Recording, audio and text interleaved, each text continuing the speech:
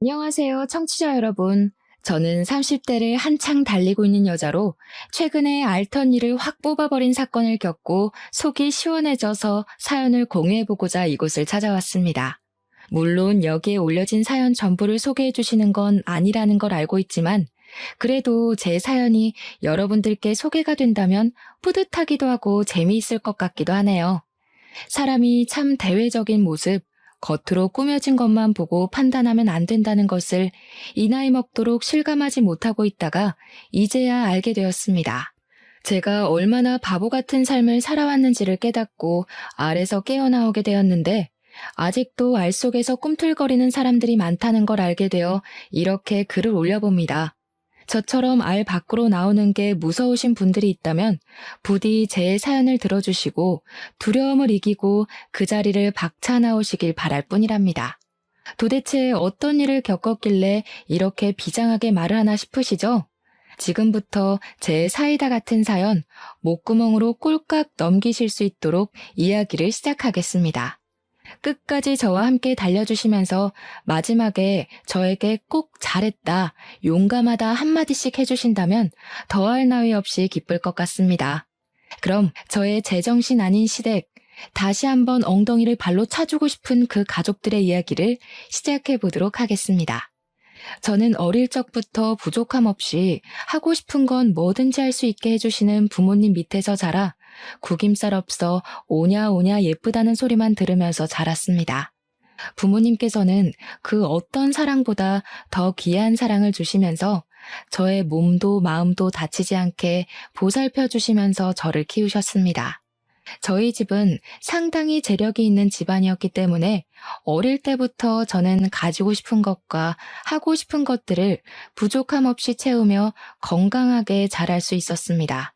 하지만 공부에는 그다지 재능이 없었기 때문에 부모님께서는 저에게 일찌감치 악기를 하나 가르쳐 주시기 시작하셨습니다. 남들 다 거쳐가는 피아노로 시작했지만 피아노는 재미가 없어서 그만두었고 어머니를 따라서 바이올린을 전공하게 되었습니다.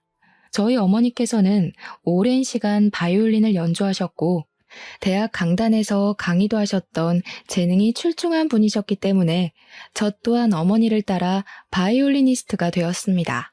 하지만 어머니처럼 거창하리만큼 실력이 대단하여 알아주는 전공자는 아니었고 그럭저럭 중간은 하는 연주자였는데 운이 꽤 좋았습니다.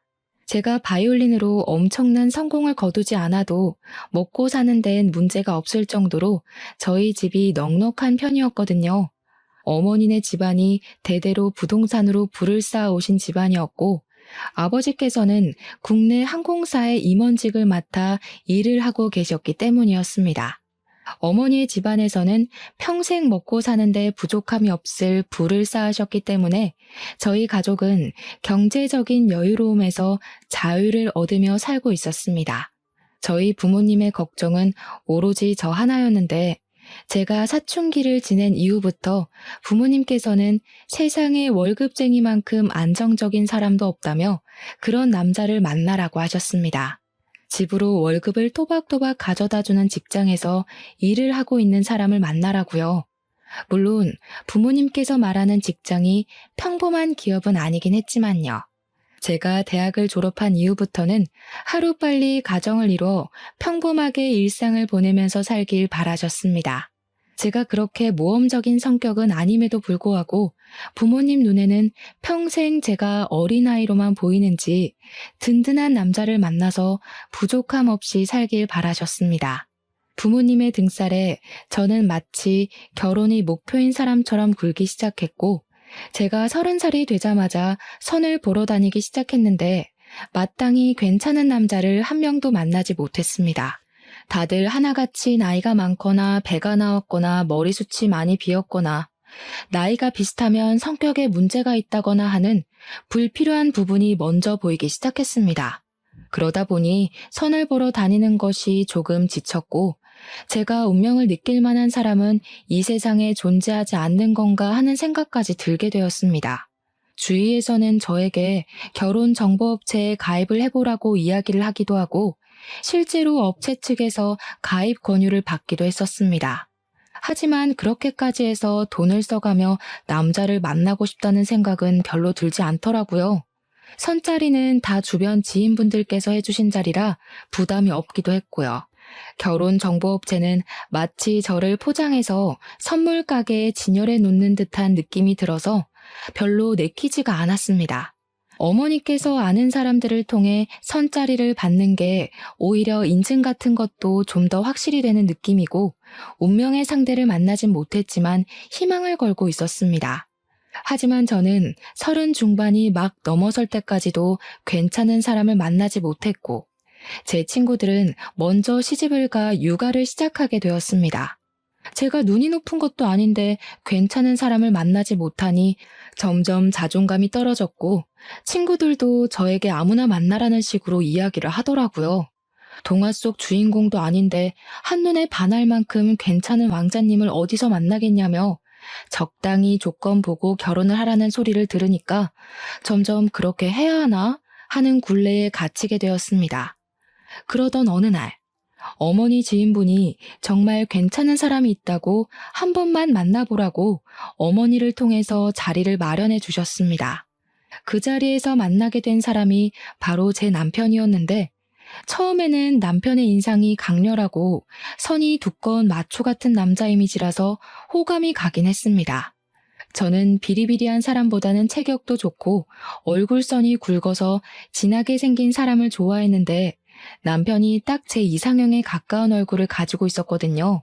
매너도 깔끔하고 성격도 좋고 저에게 잘 맞춰주는 사람이라 괜찮다 싶어서 2번 더 만나게 되었는데 남편이 5번째 만남에 저에게 그러더라고요. 이렇게 의미 없게 만나봐야 서로에게 가식적인 모습만 보여주게 될 것 같으니 이런 단계를 전부 건너뛰고 결혼을 하자고 말입니다. 고백도 얼마나 마초 스타일로 하던지 저는 홀라당 반해버리고 말았습니다. 그 전에 만났던 뭔가 하나씩 부족했던 사람들과 비교했을 때 제 남편은 백마탄 왕자님이나 다름없는 사람처럼 보였습니다. 외적인 모습에서만 봐도 자기 관리가 잘 되어 있고 입고 다니는 옷도 멀끔하고 패션 센스도 있었고요. 경제적으로도 무척이나 안정되어 있는 사람이었습니다. 제 남편 직업이 변호사거든요.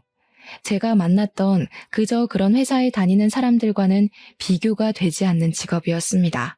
이 남자보다 괜찮은 남자가 나타날까 고민도 되었고 제 나이가 35살을 넘어가는 시점이었기 때문에 조바심이 나기도 했고요. 무엇보다 제가 철이 좀 없는 스타일이라 탱자탱자 놀기만 했고 바이올린만 그나마 열심히 하긴 했는데 바이올린으로 성공하지도 못했거든요, 사실. 영혼을 실은 그런 실력을 가진 사람은 아니라서 유명한 연주가도 아니었고 평범한 교향악단에 소속되어 있는 사람이었어요. 남편은 저에게 저 하나 먹여 살릴 능력은 되니까 같이 살자고 이야기를 하는데 우리 집에서도 제가 빨리 결혼을 하길 바라기도 했고 친구들도 그렇고 그냥 충동적으로 결혼합시다 하면서 고개를 끄덕이게 되었습니다. 결혼을 하기로 했다고 집에 이야기를 하니까 당연히 부모님께서는 너무나도 좋아하셨죠. 거기다가 직업이 변호사라고 하니 평생 돈 걱정은 없겠다고 하셨고요. 남편이 저희 집에 찾아와서 인사를 드리는데 아버지께서도 법조계 쪽으로 아는 분들이 꽤 많으셨기 때문에 남편에게 이것저것 물어보셨습니다. 자네는 어디 로펌에서 일을 하고 있나? 상속 전문? 기업 전문? 아니면 기업에 소속된 변호사인가? 아니요. 저는 땡땡 변호사 사무실에 있습니다. 아버지는 처음 듣는 로펌 이름인지 고개를 갸우뚱하시면서 어디에 있는 로펌이냐며 대표가 누구냐 이런 질문을 하셨는데 남편이 뻔뻔하게 대답을 하더라고요.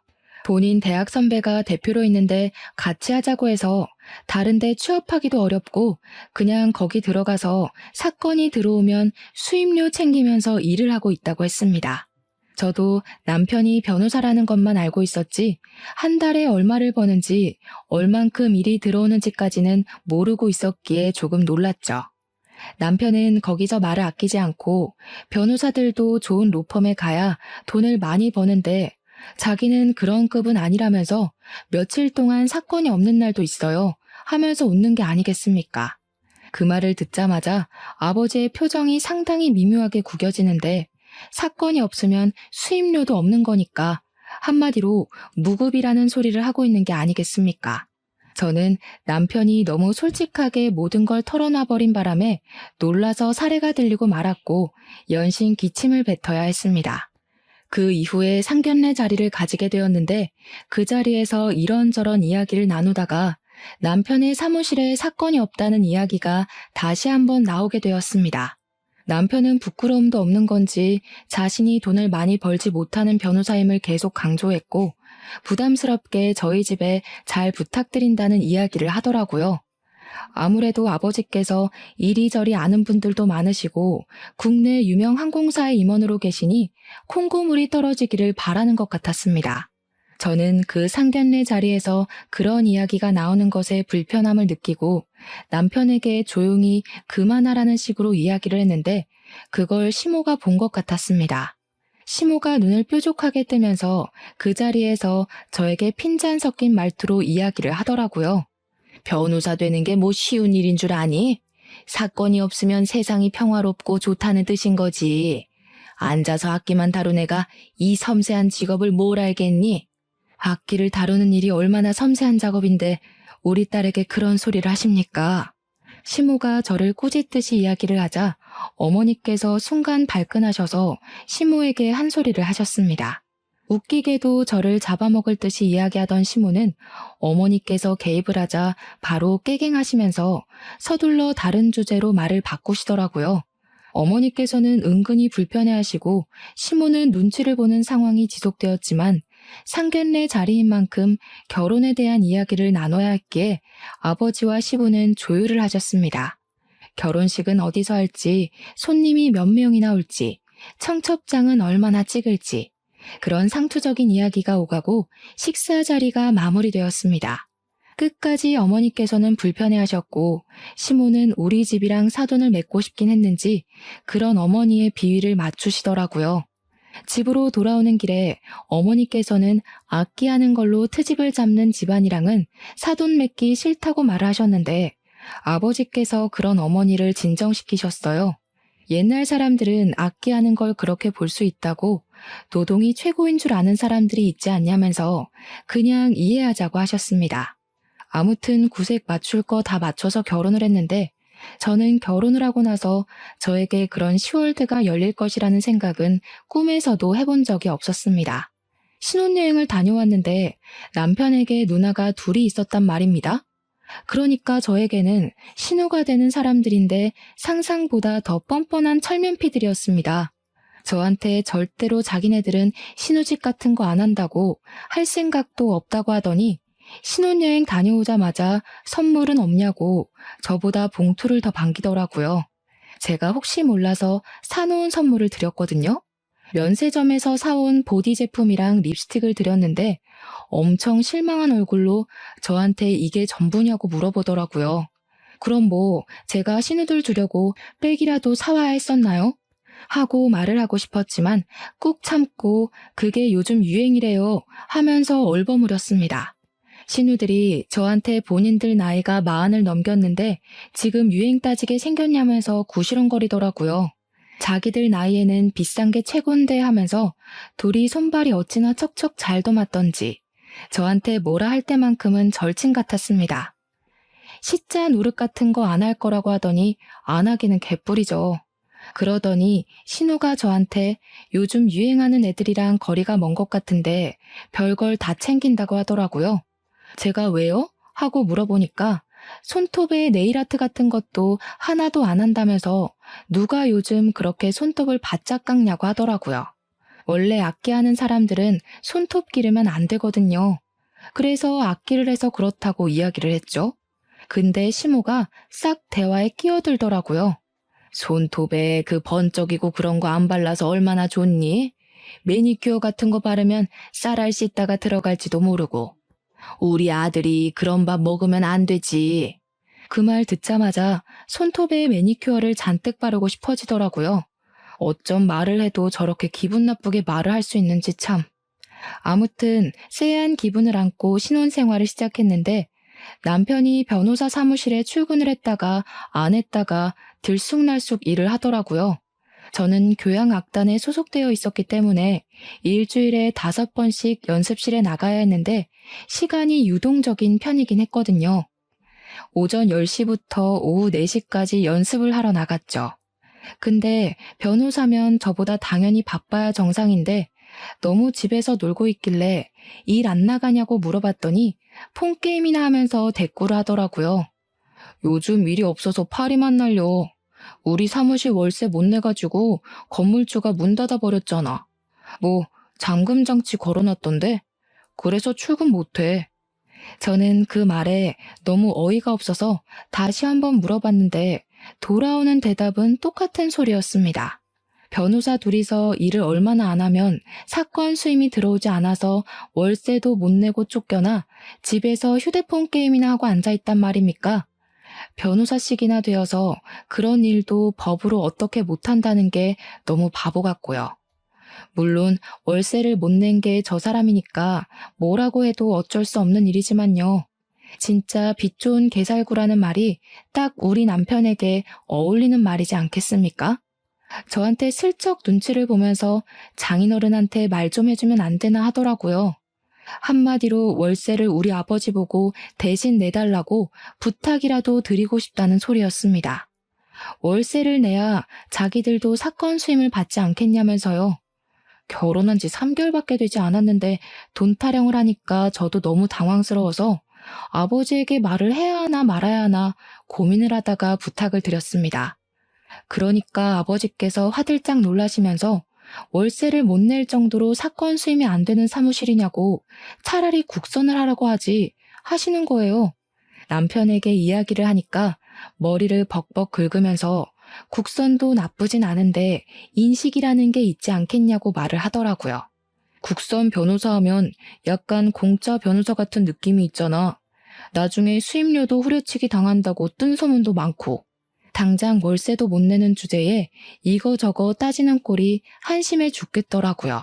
아무튼 아버지께서 도와주신 덕분에 다시 사무실 운영을 시작했습니다. 그러고 나서 어버이날이 되어서 시댁에서 밥이나 먹자고 하시길래 남편이랑 같이 시부를 모시고 식당을 갔는데 시모의 표정이 엄청 언짢아 보이는 겁니다. 왜 그런가 저도 눈치만 살살 보고 있었는데 제가 선뜻 시모에게 말을 걸지 않자 시모가 먼저 이야기를 하더라고요. 며느리식이나 되어서 일찍 와서 식사를 차려줄 생각은 안 하고 밖에서 사 먹을 생각밖에 안 하니? 우리 아들이 벌어온 돈을 그렇게 물쓰듯이 쓰는 거야? 아니, 제가 무슨 남편 월급으로 사치를 하고 있으면 할 말이 당연히 없겠지만 저희 집에서 남편 사무실 밀린 월세까지 갚아준 마당에 그게 무슨 소리랍니까? 제가 어이가 없어서 입을 떡 벌렸죠. 거기다가 이 비싼 곳에서 밥을 먹게 된 이유가 시부가 밖에서 비싼 밥 먹고 싶다고 노래를 부르셔서 예약까지 해서 온 것이었습니다. 제가 원해서 온 것도 일방적으로 정한 것도 아닌데 시모가 다 제가 게을러서 밥 차리기 싫어서 여기 온 거라고 치부해버리니까 서운하더라고요. 저도 입이 뚫려 있는데 삼키는 건 아니다 싶어서 시부가 여기 오고 싶다고 노래를 불러서 온 거라고 톡 쏘아붙였죠. 그러니 시모가 저한테 자기는 며느리가 차려준 밥이 먹고 싶다고 하시는 겁니다. 그때 우연치 않게 시간이 맞아 늘러붙은 신우가 그러더라고요. 엄마, 무슨 말을 그렇게 해? 올케가 형석이네 사무실 월세도 냈다고 하던데. 엄마가 이러면 형석이한테 좋을 거 하나도 없어. 웬일로 첫째 신우가 제 편을 들어주면서 이야기를 하는데 괜히 고맙고 그렇더라고요. 하지만 이 모든 것이 사건의 빌드업이 될 거라고는 상상도 하지 못했죠. 불편한 식사 자리가 끝나고 집에 가려는데 첫째 신우가 저를 붙잡더라고요. 올케네 아버지가 국내 항공상 임원이라고 하셨지? 내가 다른 건 아니고 이번에 우리 시댁이랑 같이 해외여행을 가거든. 좌석 업그레이드 좀 해주라고. 그게 가족 한정이라서요. 아마 안 될걸요? 어머, 임원 백이라는 게 있잖아. 그리고 나랑도 올케랑 가족으로 묶인 사이 아니야? 부탁 좀 할게.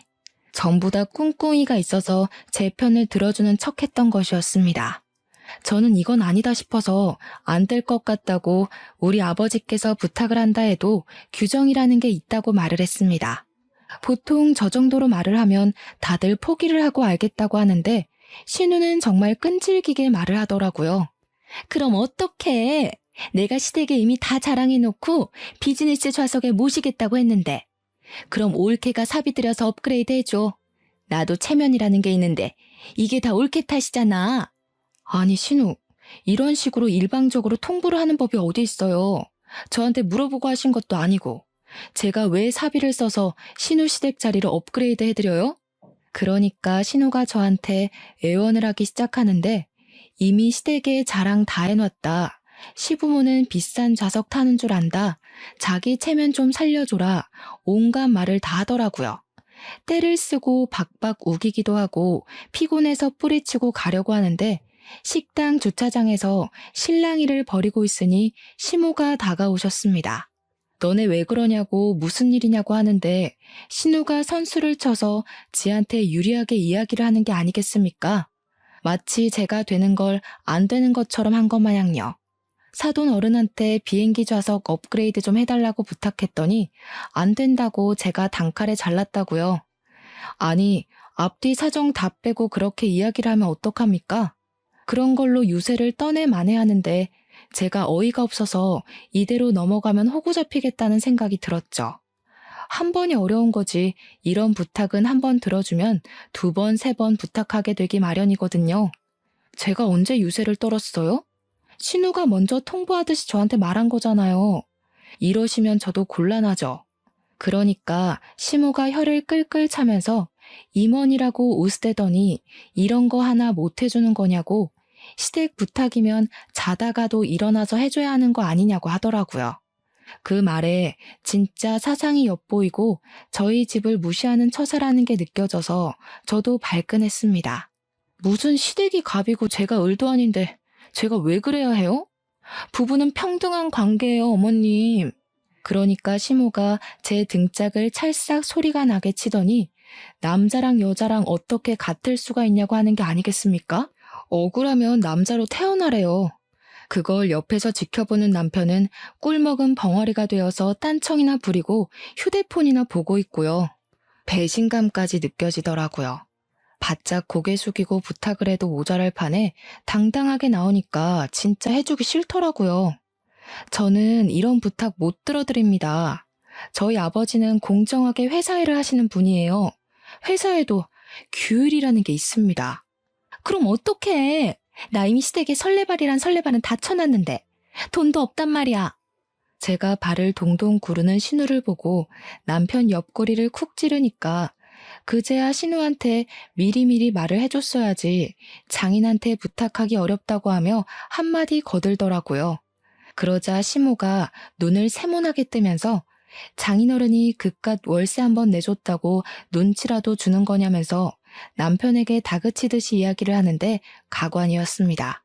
본인은 그깟 월세 한번 도와준 적 없으면서 말은 똑바로 해야지. 도와준 사람은 전데 왜 욕을 먹는 것도 제가 되어야 하는지 이해를 할 수가 없었습니다. 남편이 제 표정이 점점 굳어지니까 그런 거 아니라고 그냥 그런 부탁을 한다는 것 자체가 어려운 거라고 하더니 저한테 집에 가자고 하더라고요. 남편도 더 이상 이야기를 해봐야 좋을 게 없다고 판단을 한 건지 자리를 서둘러서 정리하려고 했습니다. 차에 타서 집으로 오는 내내 제 표정이 한껏 구겨져 있었는데 남편은 눈치까지 밥 말아먹은 건지 나 잘했지?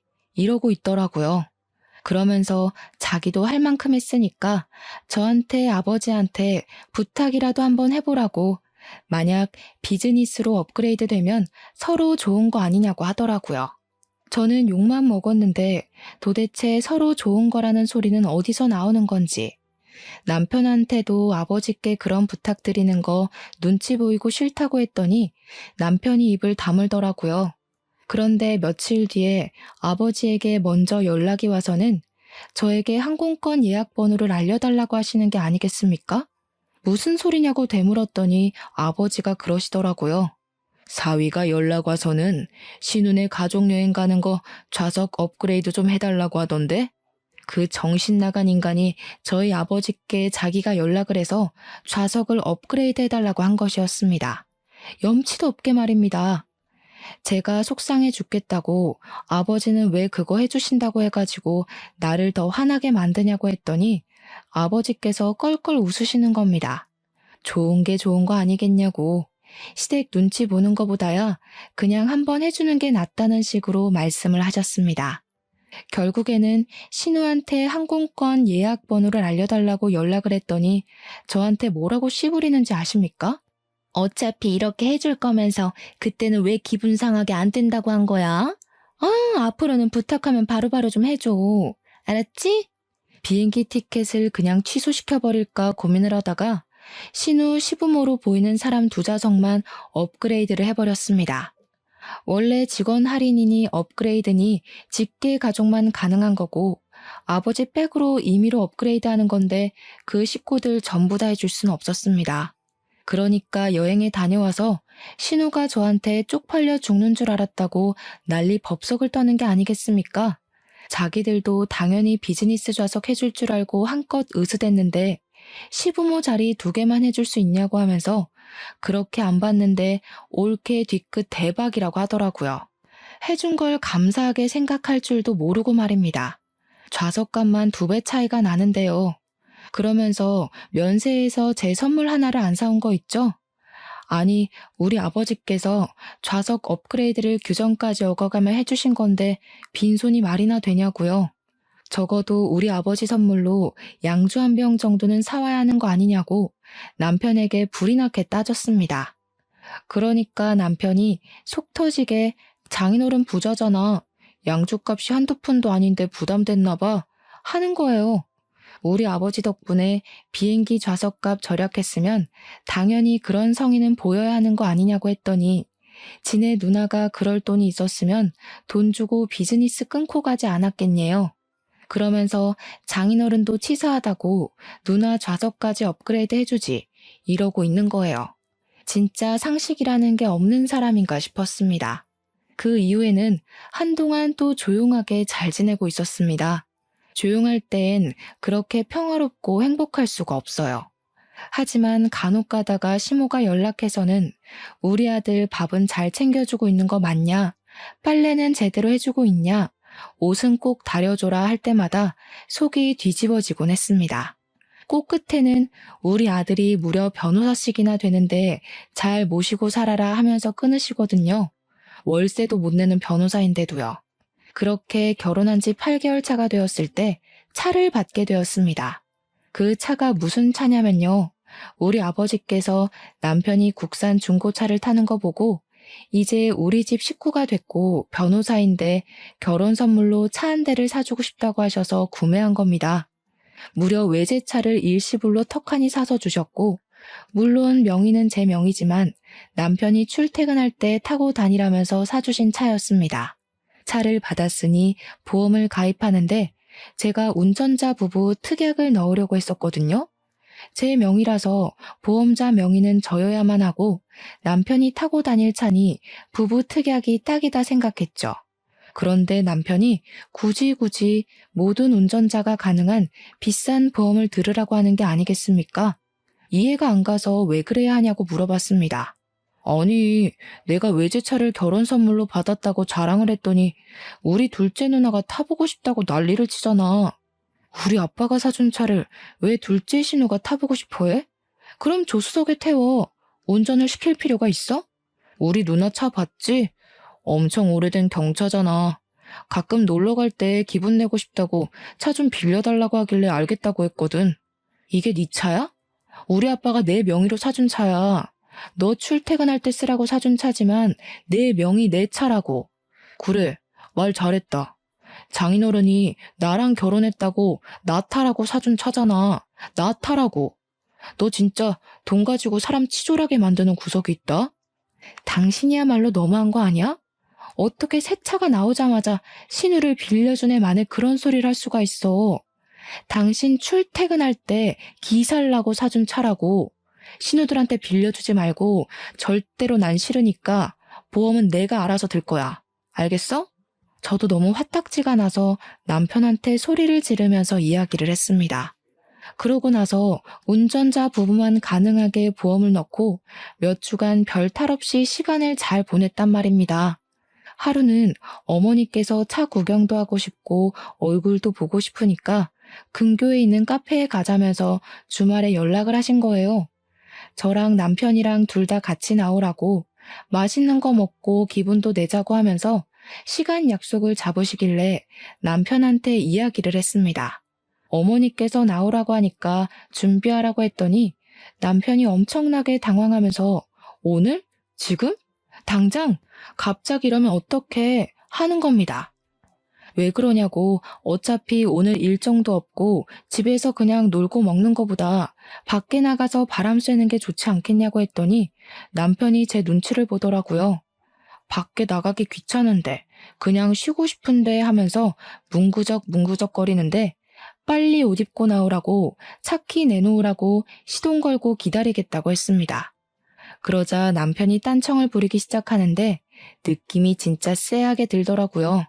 차키 어디 있냐고 재차 물어보는데 대답을 하지 않길래 설마 신우한테 빌려준 거냐고 물어보니까 남편이 그러더라고요.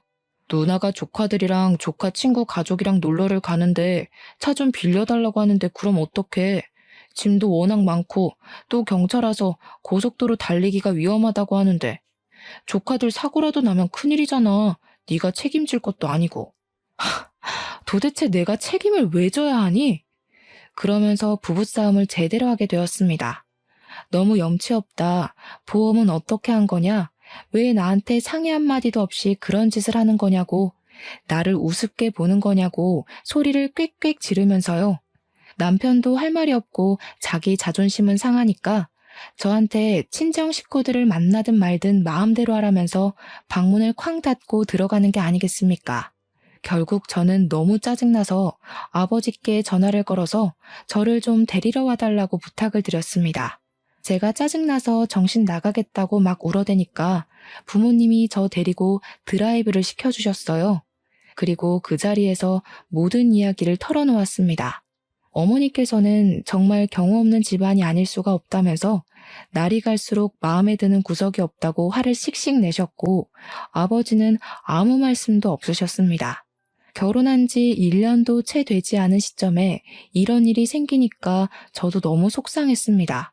그런데 진짜 더 짜증이 나는 건 첫째 신우고 둘째 신우고 둘 다 염치는 밥 말아먹은 문외한이라는 점이었습니다. 둘째 신우가 차 빌려가는 거 말고는 다른 문제가 없었기에 그나마 정상인가 싶었는데 그것도 아니더라고요.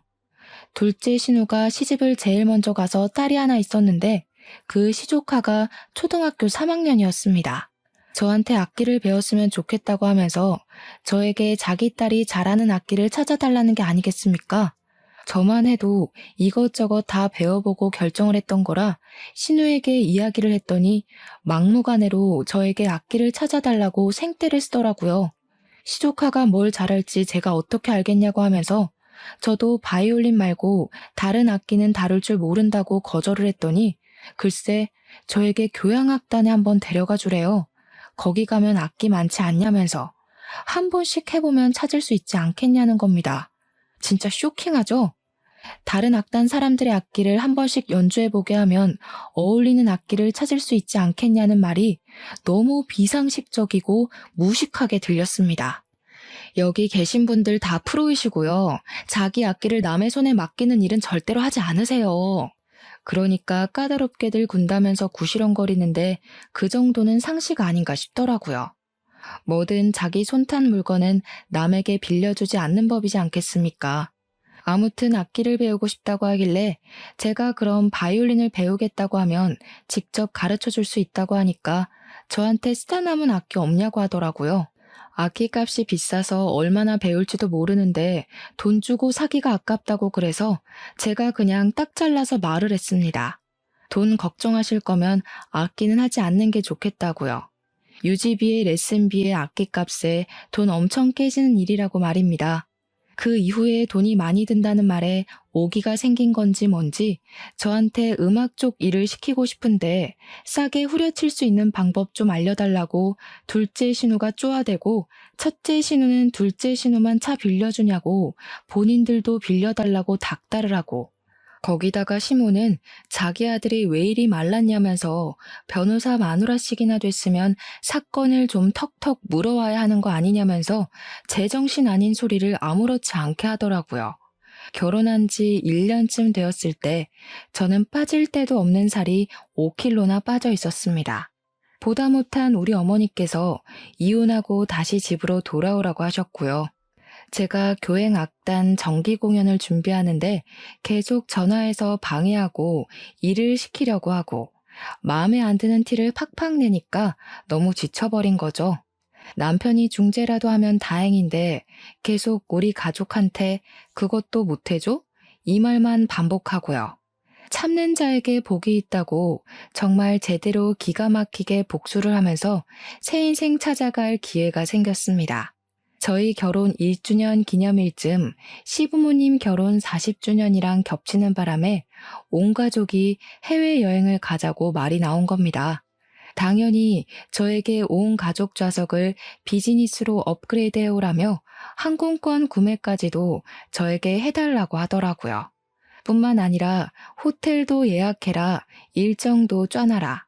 전부 다 최고급으로 해오라고 하는데 돈은 한 푼도 안 주더라고요. 제 돈으로 다 예약하라고 자기들은 몸만 가겠다는 거죠. 열받아서 부모님께 이야기하고 이혼하겠다고 하니까 어머니께서 곱게 이혼해주면 안 된다고 판을 짜기 시작하셨습니다. 비행기는 편도로만 끊어놓고 좌석도 날개 쪽 좌석으로 제일 시끄럽고 풍경도 안 보이는 곳으로 구매를 했습니다. 호텔도 엄청 고급스러운 호화호텔 옆에 딸린 허름한 2성급 비즈니스 호텔로 잡았는데 모텔보다 못한 수준이더라고요. 여행 준비는 제가 하겠다며 시댁에 떵떵 큰 소리를 쳐놓고 고급 호텔에 비즈니스 좌석을 끊어놓은 것처럼 뻥까지 쳤습니다. 그리고 여행 당일에 공항에 모여서 출국 심사를 하는데 제가 일부러 유효기간이 만료된 옛날 여권을 들고 갔습니다. 당연히 심사에서 걸리게 되었고 저는 만료된 여권으로는 비행기를 탈 수 없다고 쫓겨나게 되었습니다. 시댁 식구들이 다들 한 소리씩 하는데 웃음을 꾹 참고 집에 새 여권 있으니 다음 비행기를 타고 가겠다고 먼저 들어가 계시라고 이야기를 했습니다. 우리 면세 쇼핑하기로 했잖아. 나 카드 없는데. 카드 줘. 저는 고분고분하게 미리 전날 정지시켜 놓은 신용카드와 해외 나가서 밥 사 먹고 있으라며 선불 카드를 남편 손에 쥐어주었습니다. 비행기 타러 들어가는 걸 배웅하자마자 바로 변호사 사무실로 달려가서 이혼 소송을 시작했고요. 면세 쇼핑 중인 건지 남편이 전화가 와서는 카드가 안 긁힌다고 뭔가 잘못된 것 같다고 하길래 놀란 척하면서 알아보겠다고 연기를 했습니다. 정지된 카드로 뜬다고 호들갑을 떨길래 일단 당신 카드든 신호카드든 아무거나 긁으라고 이야기를 하면서 막 달래주었죠. 웃음 참느라 혼났네요. 그러더니 2시간 뒤에 전화가 와서는 이번에는 비행기 좌석이 이상하다고 하는 겁니다. 비즈니스 좌석이 아니라 일반석, 그것도 날개 쪽으로 배정을 받았다면서 빨리 장인어른에게 연락을 해보라고 하더라고요. 10분 뒤에 아무렇지 않게 연기를 하면서 남편에게 전화를 걸었습니다. 어떡하지? 비즈니스 좌석을 산 사람들이 많아서 우리처럼 공짜로 타려는 사람들은 뒤로 밀려서 일반석에 배정을 받게 된 거래. 다들 구시렁거리는 소리가 전화기 너머로 들리더라고요. 진짜 얼마나 웃기던지 눈물까지 났습니다. 저는 숙소는 땡땡 호텔로 찾아가면 된다고 마지막 피날레까지 전해준 뒤 이혼 소장을 접수하고 짐도 전부 친정으로 옮겨버렸습니다. 포장이자까지 미리 예약해서 처리하니 편하더라고요. 그리고 나니까 새벽 2시쯤 해외에 도착한 남편에게서 다시 한번 전화가 걸려왔습니다. 진짜 이거 왜 이래? 호텔에 왔더니 예약 내역이 없대. 일단 우리 밥 먹으러 왔어. 그래? 그럼 그 호텔 옆에 보면 진짜 작고 허름한 호텔이 하나 있을 거야. 거기 가봐. 예약된 거 있을걸? 뭐라고? 제정신이야? 그 옆에 다 쓰러져가는 폐가 같은 저 건물이라고? 엄마, 일단 이 카드로 밥값부터 계산해봐. 그러면서 자기들끼리 우왕좌왕하는데 시모는 이 카드 안 긁힌다는 것 같은데 얘 뭐라는 거냐 하는 소리가 막 들리더라고요. 말도 안 통하는데 되는 일이 하나도 없다면서 시부모의 남편의 신혼의 가족들까지 전부 난리가 나는 소리를 전해 들었습니다. 다들 영어 한마디를 제대로 하는 사람이 없는 건지 계속 의사소통이 안 된다고 불평을 하길래 제가 친절하게 설명을 해주기로 마음먹었죠. 빈대처럼 들러붙는 당신네 가족들 전부 쫓아내기로 했어. 집 정리도 다 했고. 이혼 소장 보냈으니까 한국 돌아오면 확인해. 여권 일부러 만료된 거 들고 갔는데 눈치 못 채더라? 표지색이 다른데. 그리고 비행기? 내가 정신 나갔다고 10명짜리를 전부 비즈니스로 끊니? 너네 가족 염치 없다. 호텔도 나보고 방 4개를 잡으라고? 허름한 모텔로 1박만 예약 잡았으니까 내일부터는 호텔도 알아보도록 해. 아, 맞다. 면세점에서 쓰라고 준 카드는 정지된 카드니까 버리고 선불 카드에는 특별히 10만 원 넣어왔으니까 맛있는 거 사 먹어. 돌아오는 비행기 티켓도 알아서 끊어서 와. 그랬더니 야, 난리가 났더라고요. 바로 전화 끊어버리고 무음으로 돌려뒀습니다. 제가 전화를 받지 않으니 문자로 욕을 보냈다가 돈 좀 빌려달랬다가 미안하다고 했다가 또 욕을 하다가 무슨 모노드라마 보는 줄 알았습니다. 그 사달이 난 지 딱 3일이 지나서 친정집으로 시부모와 남편이 찾아왔더라고요. 우리 부모님께서 태연하게 무슨 일이냐 하니 시모가 씩씩거리면서 저 못 배워 처먹은 이러는데 우리 어머니께서 남편의 뺨을 제대로 치셨습니다. 뭐? 못 배워 처먹어? 누가? 내 딸이? 어디 빈대 같은 거지 새끼들이랑 사돈을 맺어가지고 여기 와서 난리 그만 피우고 이혼 소송 준비나 잘하셔. 위자료며 뭐며 우리 변호사가 최고액으로 때릴 테니까. 이번 여행에서 돈 좀 썼을 텐데 준비 잘하라고. 그러고는 소금 어딨냐 하길래 제가 굵은 소금 한 포대기를 드리니 그걸 전부 시부모와 남편에게 쏟아 부으시더라고요. 시모가 악소리 한번 못 내고 쫓겨나고 나서는 문 앞에서 고래고래 소리를 지르면서 문 열어 죽여버릴 거야 하면서 한 30분을 안 가고 버티더라고요. 결국 옆집에서 시끄럽다고 경찰에 신고를 했고 출동한 경찰이 시부모와 남편을 잡아갔습니다. 그 이후에 남편은 이건 아니다 싶었는지 찾아와서 빌고 연습실까지 쫓아오고 했는데 그때마다 경찰을 부르고 스토커로 신고를 넣었습니다. 그게 누적이 되니까 이혼 소송에서도 유리하게 작용을 하더라고요. 저는 소송을 시작한 지 4개월 만에 이혼을 했고 위자료도 1,500만 원을 받게 되었습니다. 제가 시댁에 쏟아부은 돈에 비하면 얼마 안 되는 돈처럼 보이긴 하지만 그래도 해치워서 속이 얼마나 시원한지 모릅니다. 이혼한 지 지금은 8개월 정도 지났는데 전 남편은 그때 해외에 나가느라 쓴 카드값을 갚아내느라 난리도 아니라고 하더라고요. 사건이 잘 잡히지 않은 탓에 국선 변호사 자리에 들어가고 싶다고 난리를 친다던데 신우들이고 시댁이고 서로 나몰라라 하고 덤터기를 다 전 남편에게 씌웠대요. 그리고 저한테 돈 좀 빌려줄 수 있냐고 연락이 왔는데 말이죠. 제가 정신 나간 것도 아니고 빌려주겠나요? 바로 차단부터 넣었습니다. 전전긍긍하는 모습을 보니 웃겨 죽겠더라고요. 이래서 수준 차이가 나는 사람을 만나면 안 된다는 걸 깨닫게 되었습니다. 겉모습에 현혹되지 않고 속 알맹이는 보는 사람이 되려고 노력 중인 지금 좋은 사람이 다시 한번 나타나길 바라며 글을 마무리하겠습니다. 길었던 제 사연 들어주신 여러분 정말로 감사합니다.